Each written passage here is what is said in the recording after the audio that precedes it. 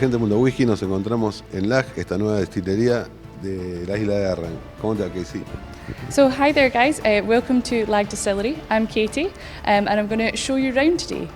So what we're going to do is we're going to head up the stairs and we're going to watch a film that's going to tell us all about our history, our geography and really the south end of the island.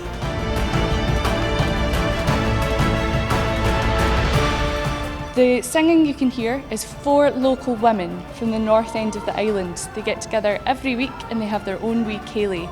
They're trying to keep the Gaelic traditions alive. Within the film, we have 2 local speakers from the south end of the island and 2 from the north end, just to keep the link between our 2 distilleries going.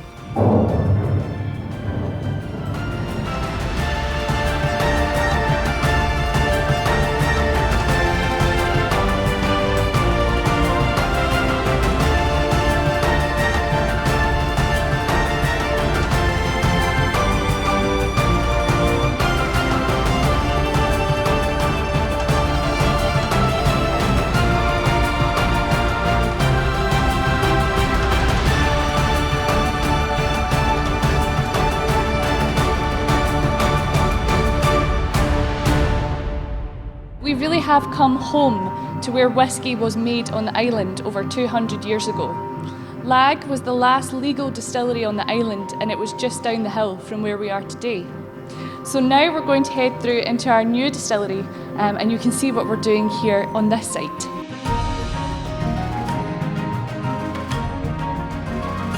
Welcome to our stills house. This behind us here is our cask owner's wall. Here at Lagg, you can buy an entire cask of whisky and we mature it for you. So a wee perk of having your own cask with us at Lagg is that you get your name on our wall of fame. So there's some great names up here. There's people from all over the world and also just over the hill as well. I quite like the insiders. They are actually some of our La Cranza staff. So they decided to, as a group, buy a cask here at Lagg, which was really nice of them. We've also found that a lot of people who are part of our kind of white stag community in the north end of the island have followed us to this area to really be part of our new distillery.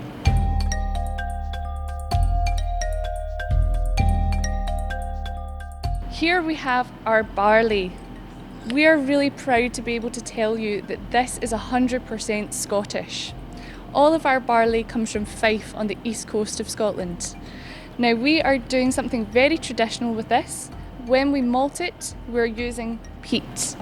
So peat is a very common fuel source for this area of Scotland. We're trying to make a traditional, heavily peated West Coast whisky. Now this is the peat our malters use. It's coming from Aberdeenshire and it's giving us a great flavour in our new make spirit. We'd love to be able to use some Arran peat and we're going to use a wee bit of this in the future. We're also growing our own barley in the front of the distillery, so you'll need to look out for a special local barley bottling in the future. That'll taste really good. So we're using this to dry our barley. When peat burns, it produces a huge amount of smoke, and it's the smoke that's going to give us our lovely peaty flavour. So that is what we do with our barley. We also need water. Now, our water source is a wee bit unique. We're actually using a borehole. It's at the entrance to the distillery and it goes around 100 metres down. This travels to an aquifer within the Auchenhue beds. So this is predominantly red sandstone, limestone, granite, and there's a wee bit of sulphur in it as well. So really strong minerals. We have to use softeners here. If we didn't, it would actually have an impact on all of the equipment that we have in the distillery. Now the last thing we need is yeast. We're just using standard distiller's yeast. Strain M, you'll find this in most places in Scotland and it does the job for us. And that is all we need. Those are our 3 ingredients.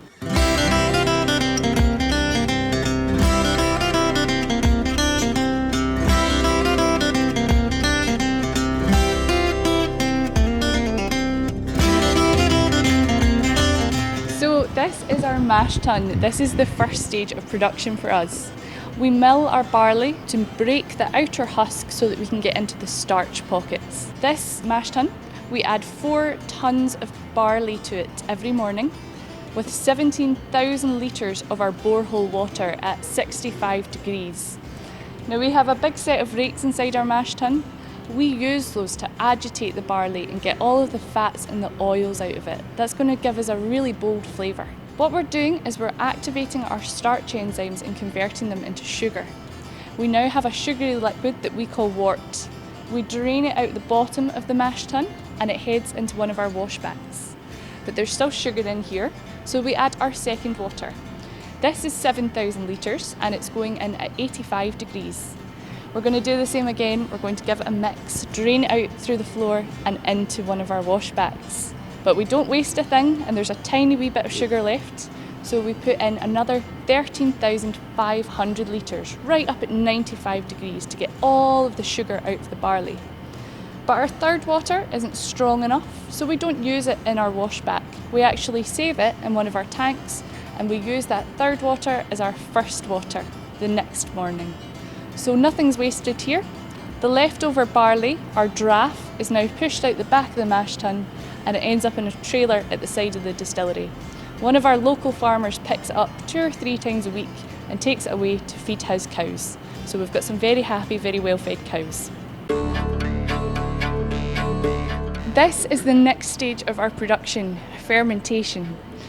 We've gone for really traditional Douglas fir washbacks here. Now they're quite large. This has a capacity of 25,000 litres, but we're filling it to 20,000 litres. We want to leave space for what's going to happen next.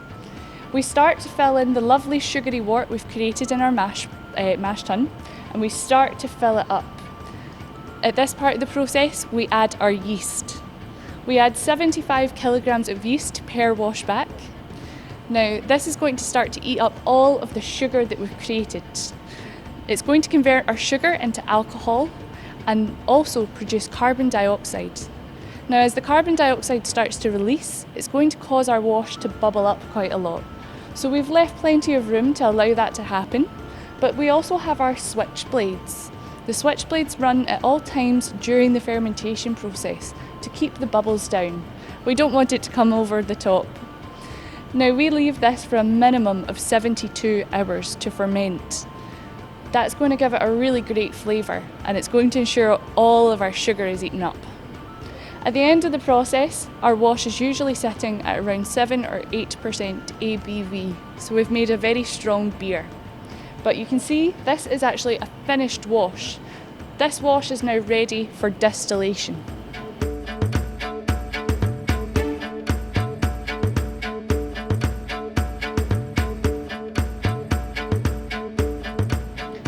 This wash is nearly finished its fermentation. This will keep fermenting until Monday morning. We'll empty this out and it will be ready for distillation. So they hold 25,000 litres at their full capacity. They're also bottom filling washbacks. This makes life very easy to fill them and also to empty them and clean them. So it's quite a big job.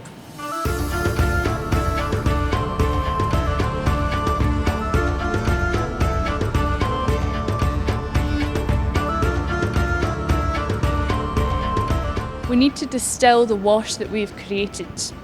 Now, we pump 10,000 litres of wash into our wash still here. These are both steam operated stills, so we turn everything on manually and the steam is going to start to heat up the wash. The wash will start to rise up our stills, and as it goes it will turn into a vapour.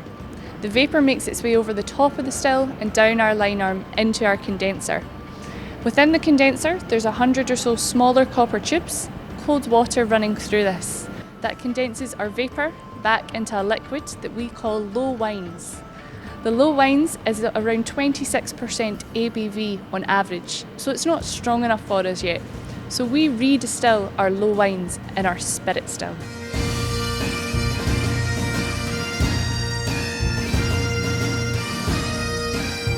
So we take all of the low wines and we transfer them into our spirit still. We do the same again, we turn on the steam, it heats up the low wines, they rise up our still, over the top of the still, down our line arm and into the condenser. Now, we've got a couple of different cuts at this stage. On the wash still, we just produce low wines, but over here we have 3 different cuts. We have the head, the heart and the tail, also known as your foreshots, your spirit and your feints. Now, the first cut runs through our little glass here. Now, this is the head of the run. This is our methanols, our acetones, our esters, all the stuff we don't want to drink. Methanol is where the term blind drunk comes from. So, we safely remove this cut. That takes us down to 73% alcohol. At this point, we're going to turn our little handle and we turn it onto spirit. This is the heart of the run. Everything that comes through this cut is going to be sent down to our warehouses where we fill it into cask, and we're going to leave it for a minimum of 3 years and a day, and that will be our first single malt Lagg whisky. Now that cut is between 73 and 63% ABV. Now once it drops below this point, it's no longer strong enough for this run. So we turn our wee handle back over, and we are now on to our faints, the tail of the run. This goes from just below 63 all the way down to 0.2. When we hit that point, we turn off the steam, and that is our distillation finished. Now at this point, we have the tail. We send the tail back downstairs into our low wines and faints tank. It's mixed with more low wines. We mix it all together and we put it back in the spirit still again. We're going to re-distill this until it all becomes the heart of the run. That's so we don't waste anything. Now you'll notice that we have very big, wide pot stills. That's because we're making a heavily peated spirit. We want less copper contact. Copper's used in the distillation process because it removes impurities, but in this sense of the word, your impurities can be the flavours and the characteristics that make up the profile of the whisky. Now for us, that's that lovely smoky flavour. So we have bigger, wider stills so that there's less copper contact. These are more the style of stills that you would see on the west coast of Scotland, such as Isla. So we are really lucky here. We have some incredible views from our still house. Just over there you can see Ailsa Craig. Now this is actually the only place in the world that you get granite to make curling stones. It's a very unique area. There is actually smuggling caves on Ailsa. So they would have actually hidden whisky on that island. Sometimes people call it Paddy's milestone because you can see just over there is Ireland. On this side of our view, you can see all the way over to Kintyre, and the wee island over there is what we call Spoon Island. It's actually about 4 or 5 different islands, the biggest of which is Sanda and also Sheep Island. Now, in the 2 front fields here, we will actually be growing our own barley in the future, which we'll then use in our process inside our still house.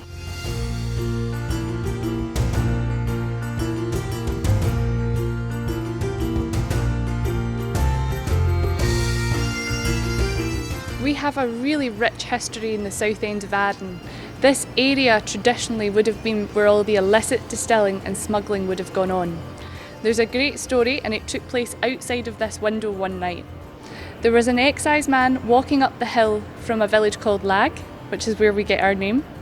Now he was walking over the hill and he got to just around the wee church on the hill. He came across a young man called Daniel Cook. Now Daniel had his very own illicit still. And on this night, Daniel was travelling in the opposite direction with a cask of his own whisky. The excise man saw it and he tried to take it off of Daniel. But Daniel put up a bit of a fight and he actually broke the excise man's leg. Now, Daniel went running off into those hills, but he was later found and arrested, and he was sent to Inveraray Circuit Court in the Highlands. He was sent for trial, but the jury found him not guilty. They said there was a lack of proof and that it wasn't Daniel. If you read into the story a wee bit more, you find out that half of the jury was from this area of Arran.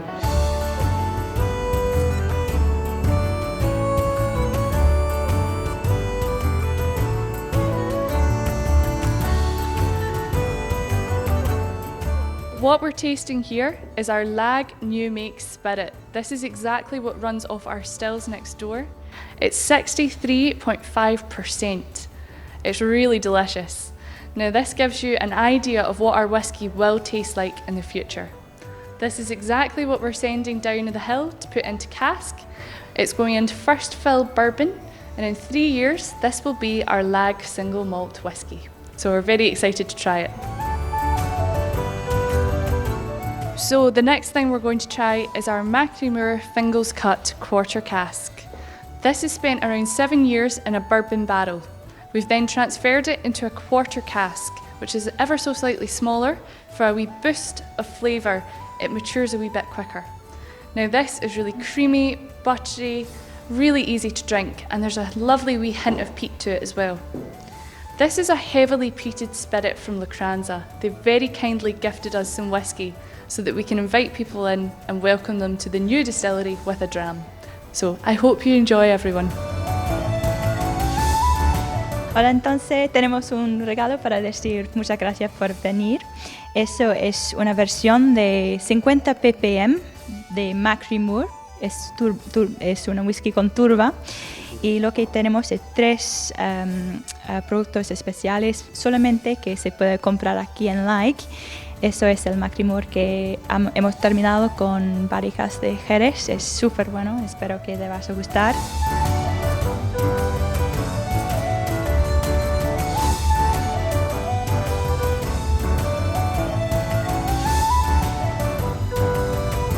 Gracias y hola y a todos los del grupo de whisky en Argentina y también el mundo de whisky.